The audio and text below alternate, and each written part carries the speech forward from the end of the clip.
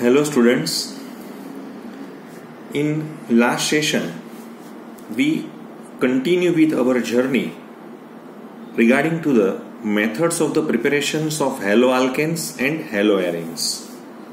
So in this continued topic we start with today's reactions is called as a Sandmeyer reaction. With the help of the Sandmeyer reactions we can form a halobenzene from chlorobenzene, bromobenzene and iodobenzene with the help of these Sandmeyer reactions. These reactions will be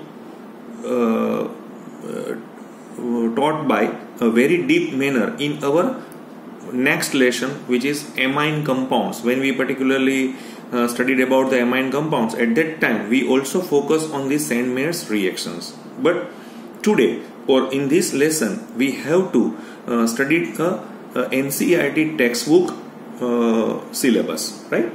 So in the case of Sandmeyer reactions is always done when you have a primary aromatic amine. So what is the meaning of primary aromatic amine? In the case of primary aromatic amine, it means that we have a compound like NH2. It's an amine compound, it's an aromatic compound, and it's a primary aromatic compound. The meaning of primary aromatic compound means your NH2 group is directly attached to the benzene ring. It's called as a primary aromatic amine. It's a primary aromatic amine, and particularly this example is called as an aniline or aminobenzene is the IUPAC name, right?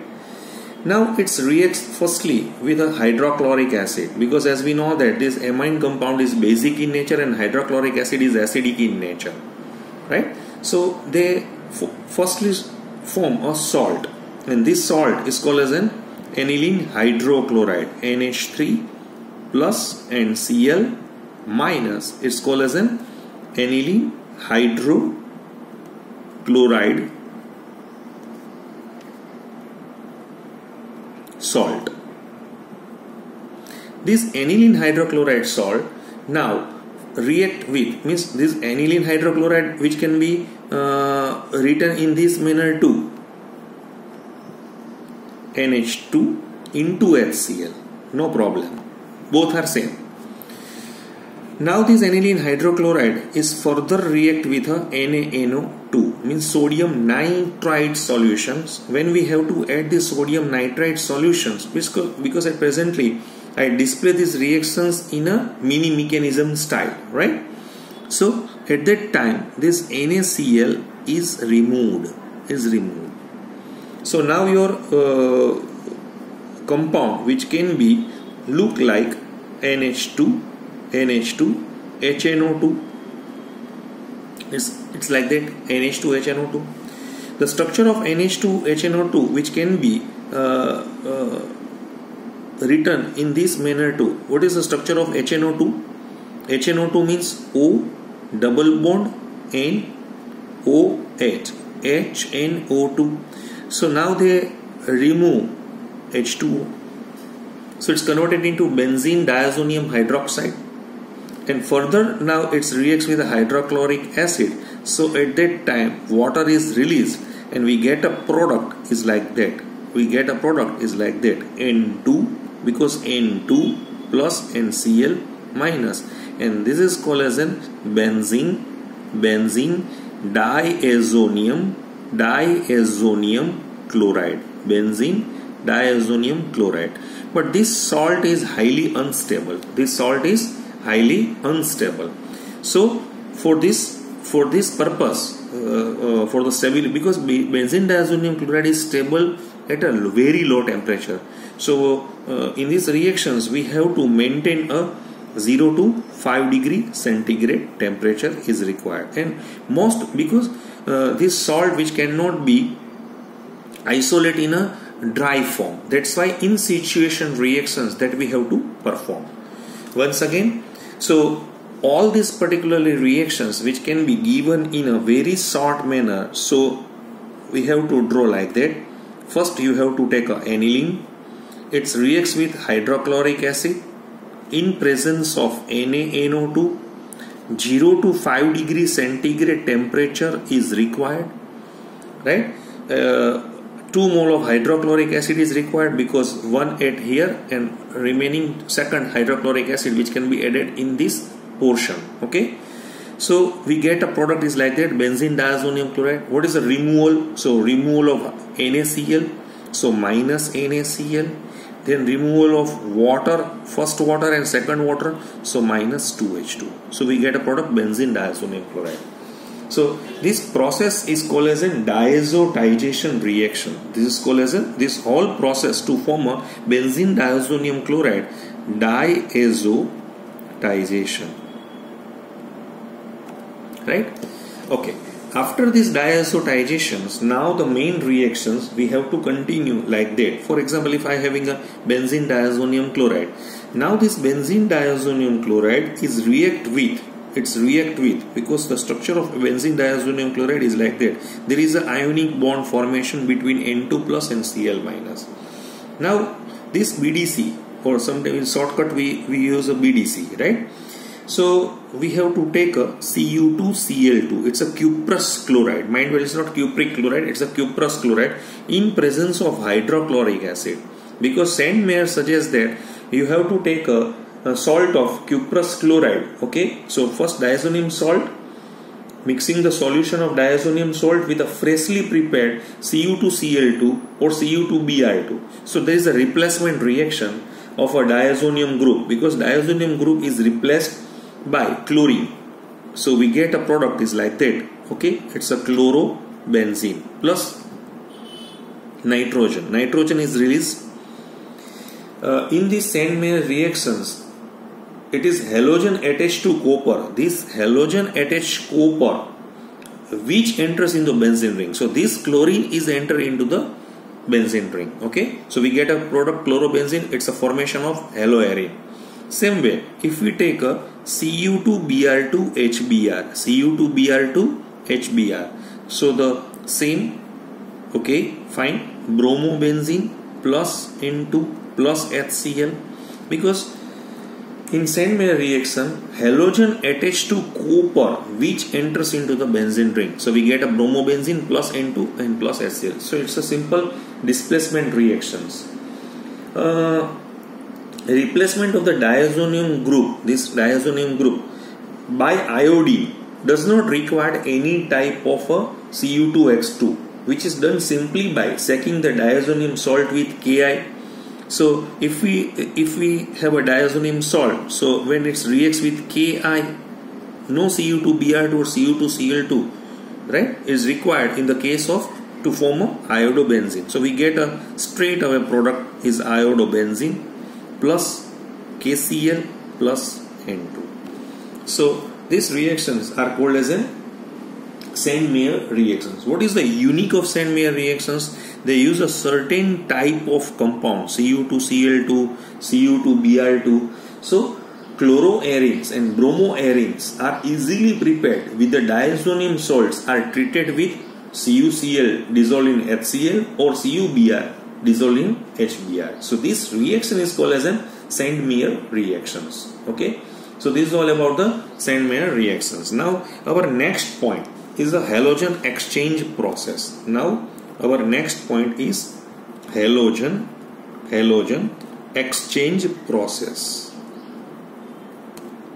The meaning of this halogen exchange process is, it means that your first reactant having a halide group means this is the process where haloalkanes is converted into haloalkanes.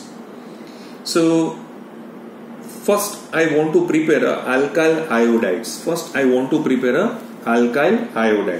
So alkyl iodides are oftenly prepared by the reactions of either alkyl chloride or bromide with sodium iodide in presence of acetone, dry acetone, and this reactions is sometimes called as a Finkelstein reaction. It's called as a Finkelstein reactions. Once again, if I take a RCl reacts with sodium iodide, same way if you take a RBr2 Cl or Br whatever or Rx, in general way, you have to write down like that. It's Rx. When Rx reacts with sodium iodide in presence of acetone, right? So some temperature is required. In future, this reaction is also called as an nucleophilic substitution reaction and SN2 reaction. This is called as an SN2 reaction. So Ri and NaCl. So it's a simply exchange chlorine and bromine, chlorine or bromine, which can be exchanged with the help of iodine. Okay. So here in this case NaCl or NaBr, whatever, right? This NaCl or NaBr being less soluble than NaI, they are less soluble than NaI. So NaI in acetone or methanol, which gets deposited during the course of the reactions, therefore according to Le Chatelier principle, the equilibrium shifts in the forward direction. That's why that is the role of acetone. And this reaction once again is called as an Finkelstein reaction. Finkelstein reaction, right? Okay. Another halogen exchange process is called as a Schwarz process. What is the meaning of this Schwarz? In these reactions, alkyl fluorides, I want to prepare what?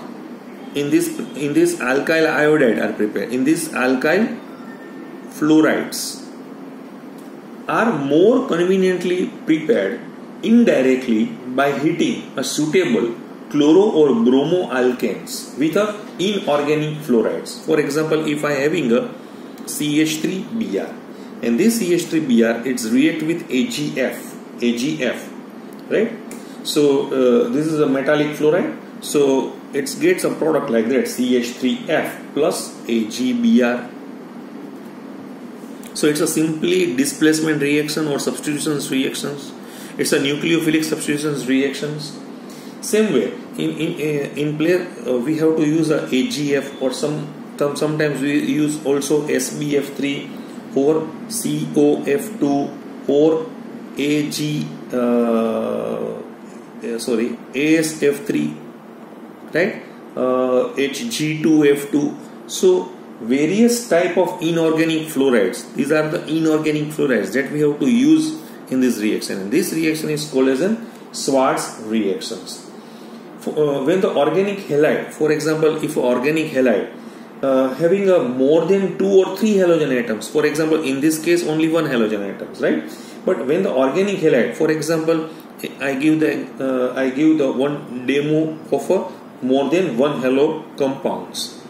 So you see that here 2 halogen are present. So at that time we have to use a same carbon, so COF3 or more easily available SpF3 is used. So at that time we have to use a SbF3.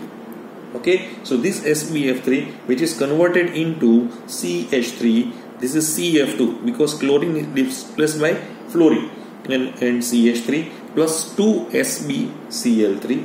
Okay, so the balancing which can be written in this manner: 2 antimony, 6 fluorine, so 3 2s are 6, and this is 3 2s are 6. Okay, so the reactions which can be written in this manner too. If you have a one more compound CH3CH2Cl, if react with Hg2F2, right? So we get a product is like that because here 2 fluorides, so we have to take a 2 mole. So 2 mole of CH3, CH2F and Hg2Cl2 is removed. So this is all about the halogen exchange process. So this type of the process or this amount of process which can be discussed in our NCERT textbook. So it's a method of the preparations of haloalkanes and haloarenes. Now we switch over to the another interesting point, because after the preparations of haloalkanes and haloarenes, right? Now we move to the another point is called as physical properties. Now our next point is a physical properties. So now we have to discuss a physical properties.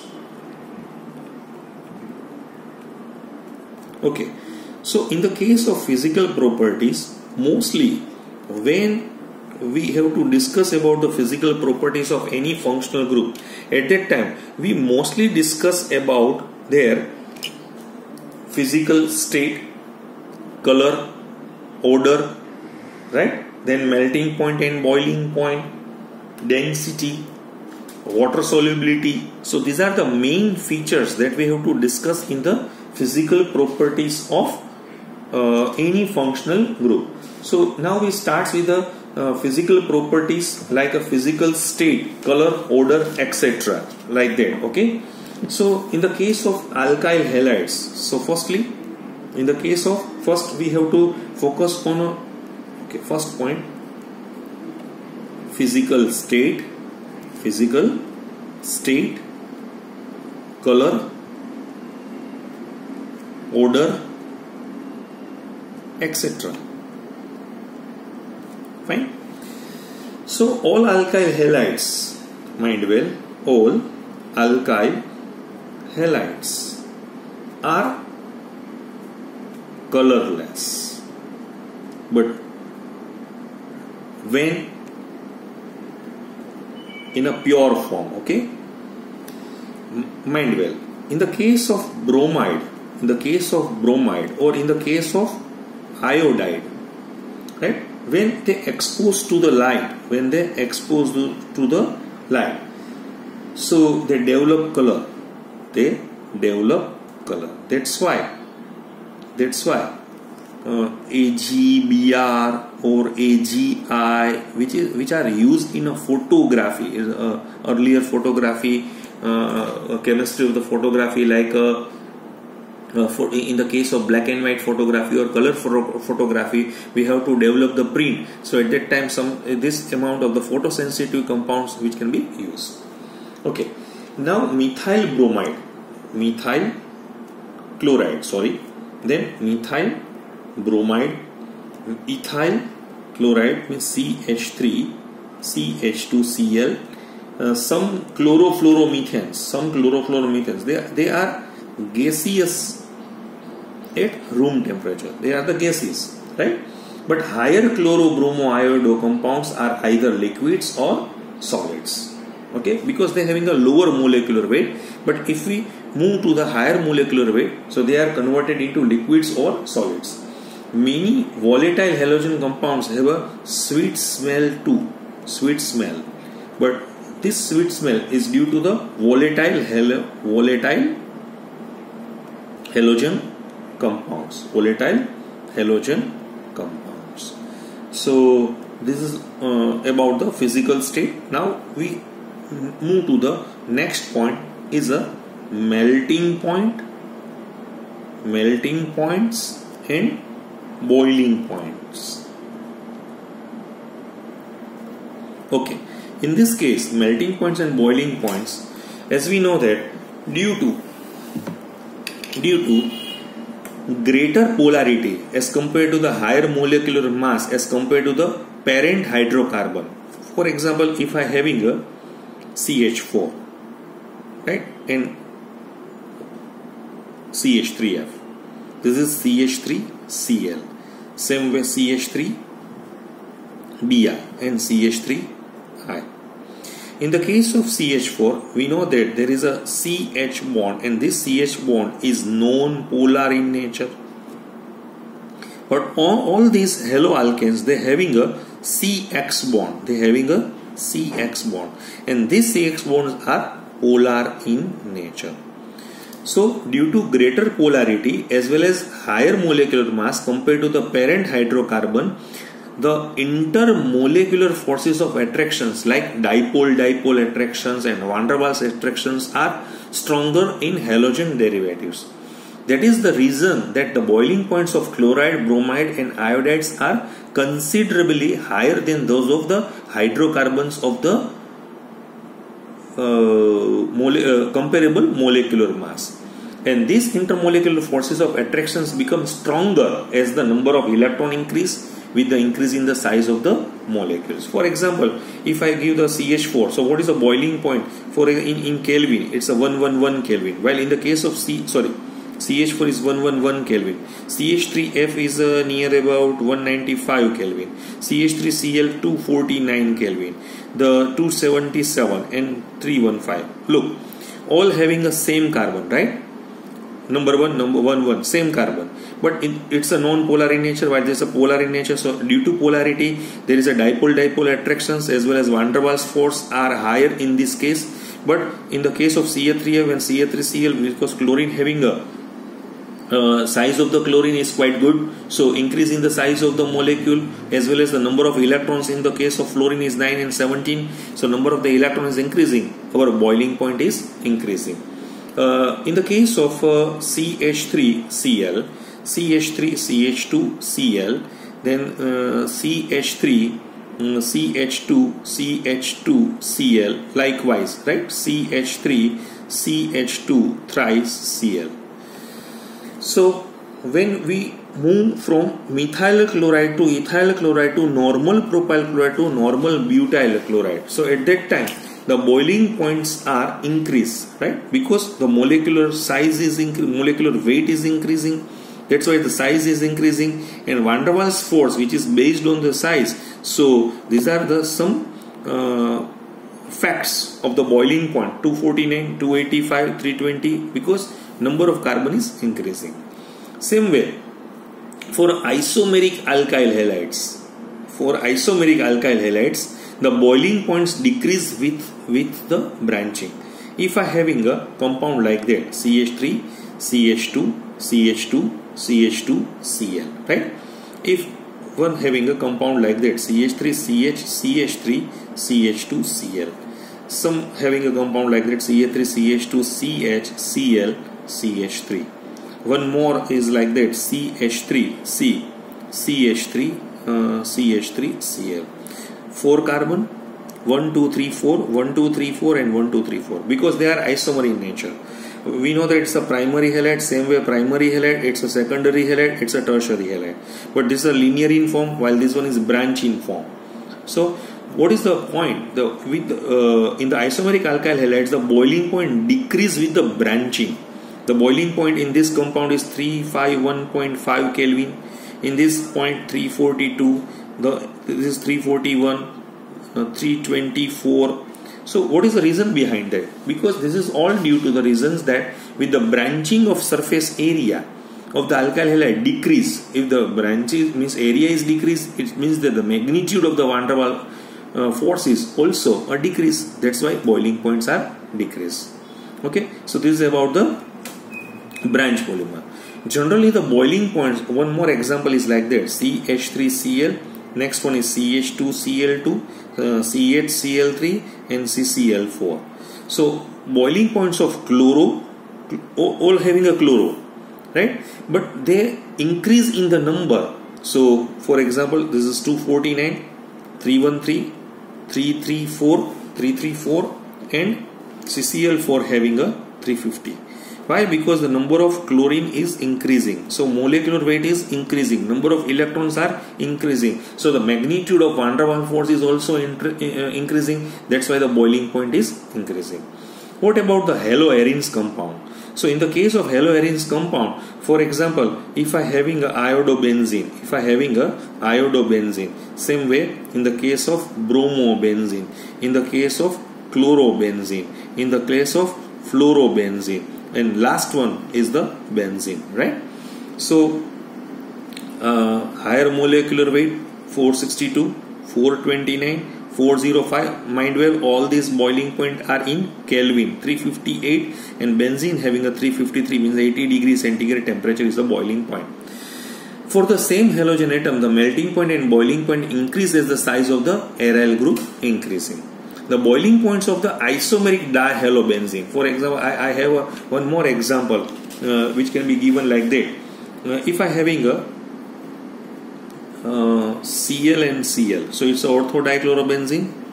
Same way Cl and Cl, metadichlorobenzene, and Cl and Cl, it's a paradichlorobenzene, right?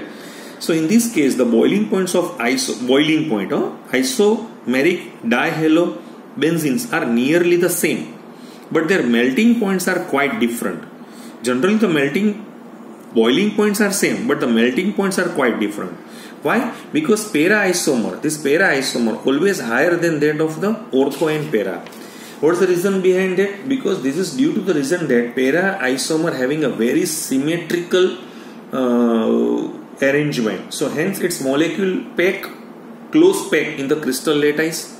As a result, intermolecular forces of attractions are stronger in the case of para compared to the meta and ortho. So they having a higher melting point compared to the, because the melting point, okay, first the boiling point are almost near 453, 446, 448.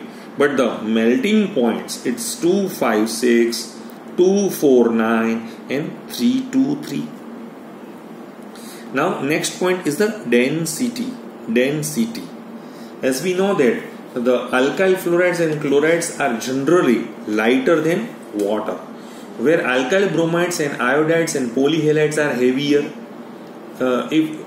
It means that in the case of density, bromine, iodine and polychloro derivatives of hydrocarbons are heavier than water.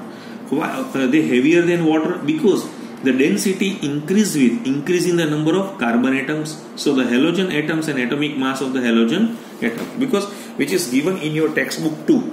So in this case, where you have a normal propyl chloride, this is the point, normal propyl chloride, your density is 0.89. Normal bromide, because bromine means higher molecular weight, iodine, same way CH2Cl to CHCl3, CCl4, so chlorine is increasing, so the molecular weight is increasing, so the density is increasing. Now the next point is the solubility. Okay, in the case of solubility, strength of CX bond, as we know that the strength of CX bond which can be decreased in this manner, okay, CBr and Ci. So therefore the stability of haloalkanes having the same alkyl group decrease in the order. So alkyl fluorides, alkyl chlorides, alkyl bromides and alkyl iodides. So that is why alkyl iodides on standing become violet or brown because of their decompositions in the presence of light to give a iodine. So some stability trends. This is all about the stability trends. But what about the solubility trends? Even though haloalkanes and haloarenes are polar molecule, so still they have insoluble in water. But if a haloalkanes and haloarenes is to dissolve in water, energy is required to overcome the force of attractions already existing between haloalkanes and haloarene molecules. So to break the hydrogen bond already existing between water molecule, lesser energy is released when a new attractions are set up between the haloalkanes and haloarenes.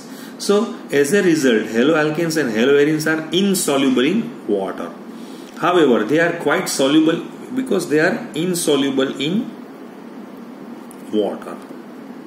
But however, they are soluble in a low polarity solvent such as benzene, okay, petroleum ether, chloroform, CCl4, etc. Because the new force of attraction set up between haloalkanes and haloarene solvent, molecules are of the same state. So as a force of attractions being broken, so between haloalkanes and haloarenes molecule and solvent molecules. So this is all about the solubility. So this is all about the physical properties of a haloalkane and haloarene. Now in next lecture we continue, and most important topic is the chemical reactions of haloalkanes. Thank you.